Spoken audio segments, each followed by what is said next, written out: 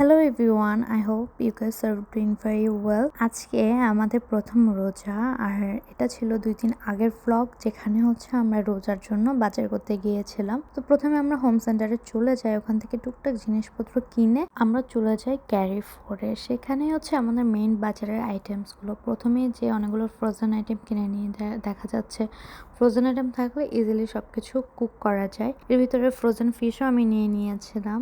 আর আমাদের ইফতারের কিছু রেসিপি আমার আরেকটা ফুডি ওয়েব পেজ আছে, ওখানে আমি আপলোড করব, যেখানে আমি ফুড রিলেটেড কন্টেন্ট আপলোড করি।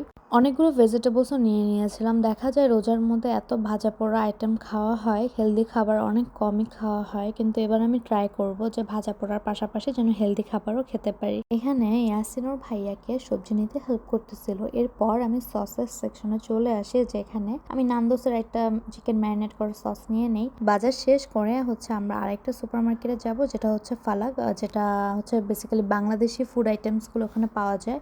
আর আরিয়ানের কথা কি বলবো, সে তো এখন খুব খুশি। এখন আবার স্ট্রলারের উপরে পা দেওয়া শিখেছে, ওটার ভিতরে পা দিয়ে নিজের পা নিজেই দেখে অবজার্ভ করতে থাকে। ওকে নিয়ে একটু হাসাহাসি করলাম। তারপর আমরা বের হয়ে যাই ফালাকে যাওয়ার উদ্দেশ্যে। ওখান থেকে বেসিক্যালি মুড়ি, বুট, ভুসি, তোকমা আরও ইফতারের জন্য যা যা আইটেম লাগে তা ওখান থেকে নিয়ে নিয়েছিলাম। বাজার করা আমাদের সেদিনের মতো শেষ হয়ে যায়, খুব দেরি হয়ে যায় সেদিন। আজকের ব্লগটি এখানেই শেষ করছি। দেখা হবে নেক্সট কোনো ব্লগ নিয়ে। সে পর্যন্ত ভালো থাকবেন। আল্লাহ হাফেজ।